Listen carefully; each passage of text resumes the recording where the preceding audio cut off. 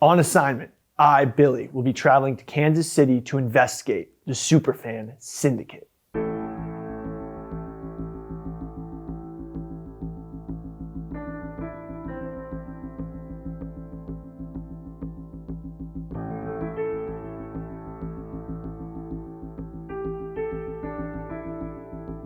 "10 years ago, the arrival of Andy Reid started a new era in Kansas City. With subsequent additions of Patrick Mahomes, Travis Kelce, Tyreek Hill, a whole new light was shed on the city.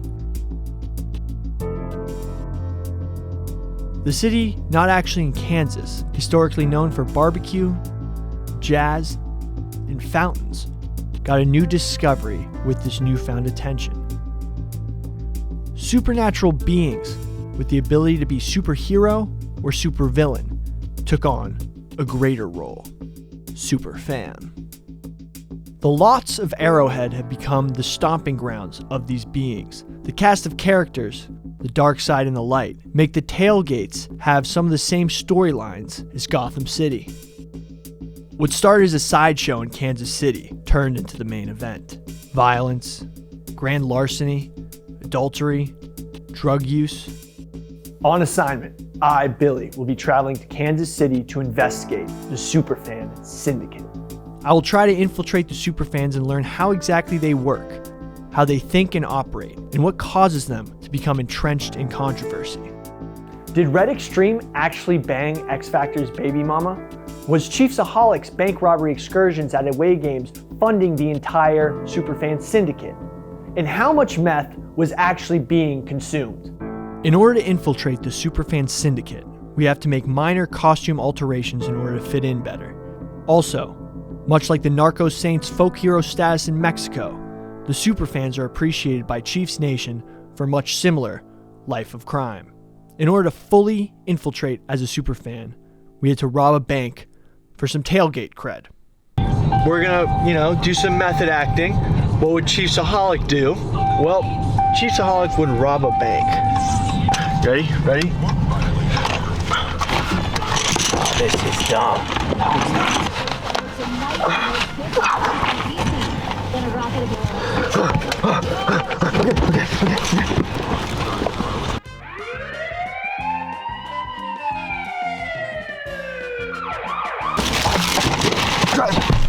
You don't want to have to drive.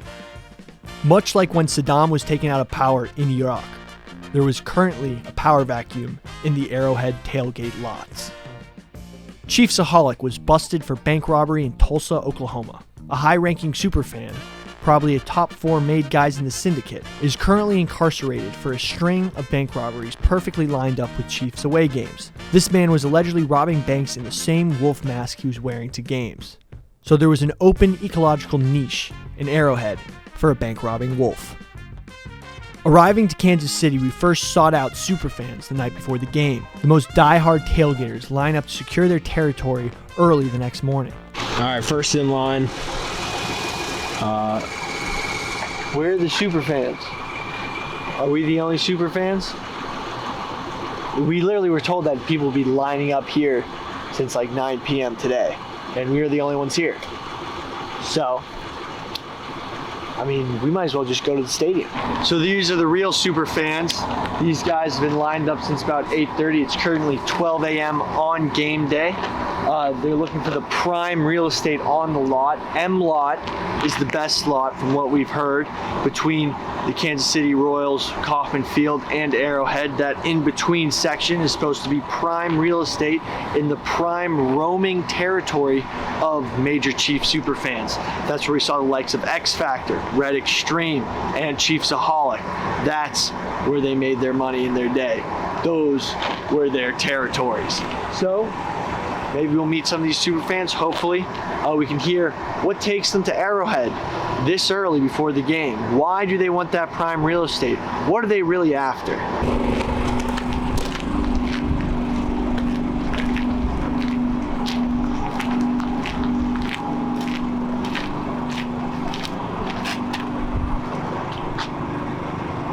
After investigating and finding no leads, we rested up to arrive at the tailgate early to begin infiltration.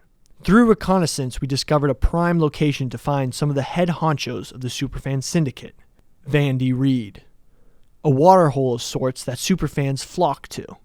First, we had to blend in with the crowd and conduct ourselves in classic Superfan fashion. That is when we had our first point of contact.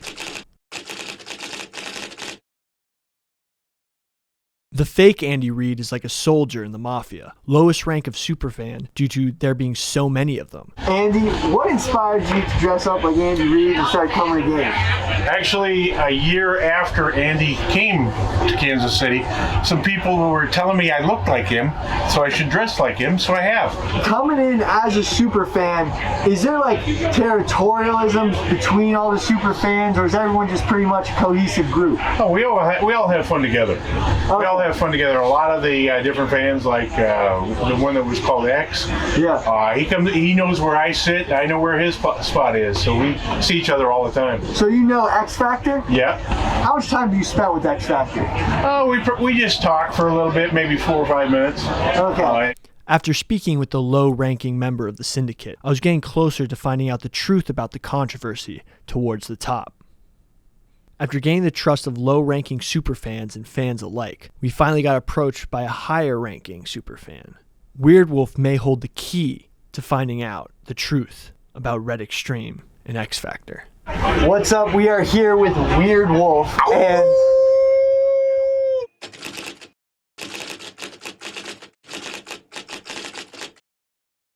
that's a quiet one, baby. he's probably one of the most recognizable Kansas City Superfans. Weird Wolf, how did it start?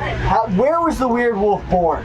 Weird Wolf is the spirit of the wolf pack brought back to life in Arrowhead. Basically, back in the old days in Municipal Stadium, there's a group of fans that got so rowdy, so crazy, the announcer said, this is like a wolf pack of crazy fans. That's how it stuck. That's where it all started. I wanted to have that same spirit that they had back in the old Municipal Stadium where it was crazy and loud. What is the scene, the Kansas City Superfan scene? It's been in a lot of controversy lately. Most of the Chiefs fans, I think, are really good. We have a lot of guys that dress up, put on face paint, get out there and do their thing, and they're awesome, wonderful guys that do a lot for the community. They're just face paint, crazy wigs, what have you, and they're great guys. They do a lot of charity work, do a lot of good things, and then you got the other ones that just it becomes all about themselves. They may be Chiefs fans to begin, but once you start dressing up, doing this thing, I'm sure you got, if you're wearing that around here, you're going to have people asking for photos right away. Well, boom, just like that, it starts to happen real quick. This may be, diving too deep, but do you know what happened between X Factor and Red Extreme to cause that situation? There's a long history between those two. We actually all worked together in a group called the KC Superfans. Our whole goal was to help charities to achieve their goals. Unfortunately, there was a lot of things that happened within the group that caused it to break apart. X Factor was always sort of a problem.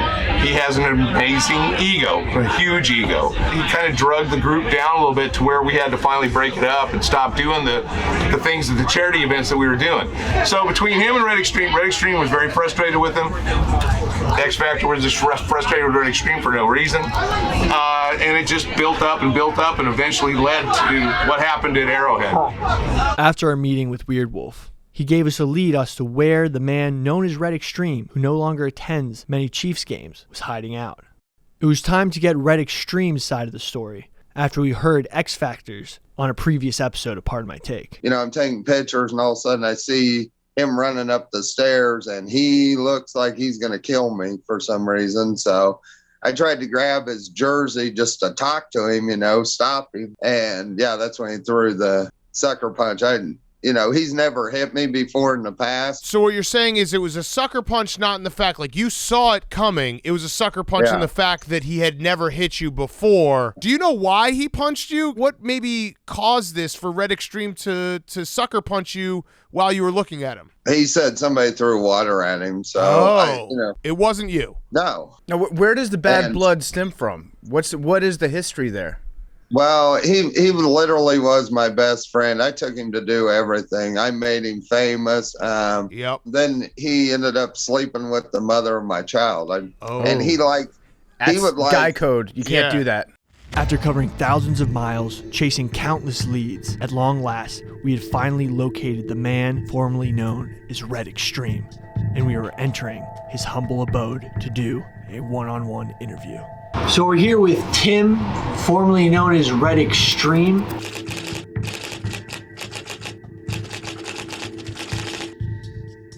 First things first, Tim. Why are you not going by Red Extreme? Why are you not going to games as Red Extreme anymore? What happened? Well, number one, I turned 50. Multiple years ago, there was a difference of opinion between one of the other Superfans and I. He had gotten his 4th or 5th DUI. He was portraying himself in videos. He went to Fox 4, throwing donation money from Red Friday in the air, talking about let's go to the strip clubs. This is at Fox 4 on Red Friday. The embarrassments just started to go, and I couldn't take them anymore. So at that point, I just told myself I had to step away from the entire thing. Now Fox 4, that congregation of Superfans, what was that exactly and how did that work? What was the congregation? I know you were with Weird Wolf in X Factor as well as Chiefsaholic for a second. What was that grouping of Superfans? I will step back. Chiefaholic was never a part of the KC Superfans group. The term Superfan has grown exponentially since that group was created. It was originally created between Weird Wolf, Arrowman, X Factor, First Down Elvis, and myself. The group in itself was created to help raise money for different charities around Kansas City. And we got to work with the likes of Eddie Kennis and First Down for Down Syndrome, JDRF. We got to work with some great organizations to raise money. And that's what this Superfan group was supposed to be about.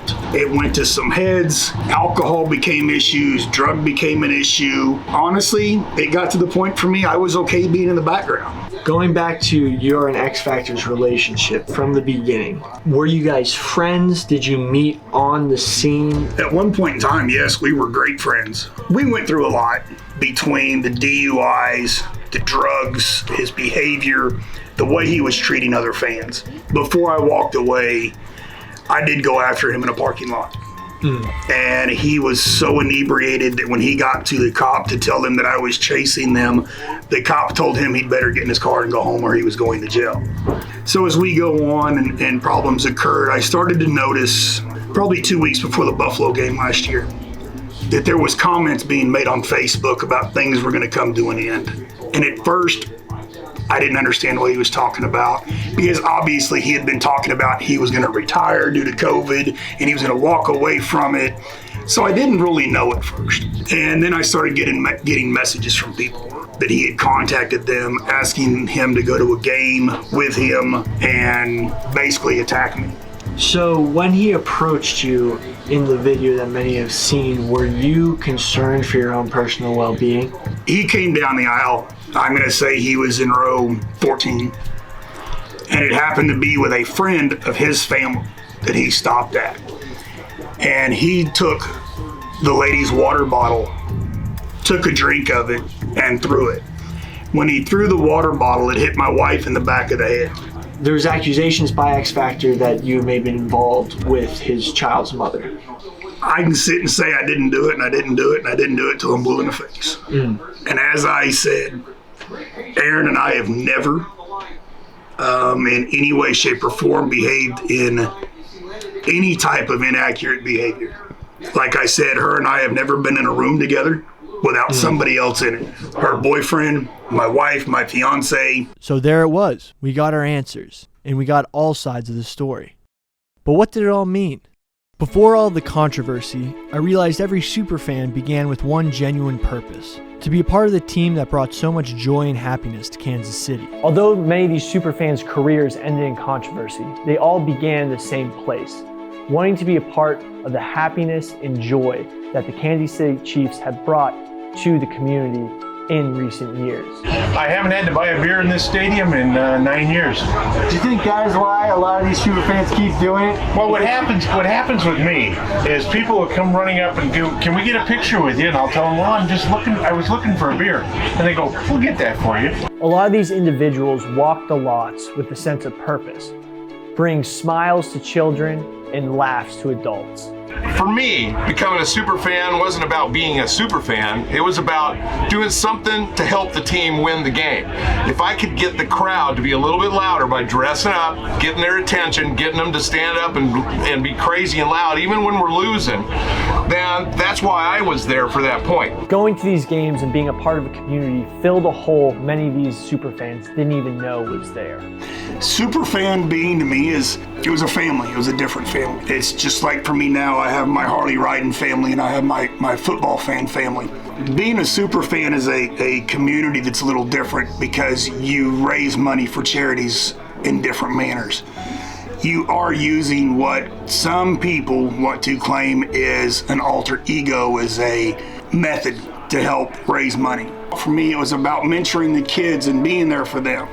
That's what my whole idea of a super fan was for the kids and the next generation coming up. To take pictures with people and make them smile. To receive free beers and be treated like a celebrity. For some, this made them content. For others, the ego went to their head and they flew too close to the sun, only to crash and burn.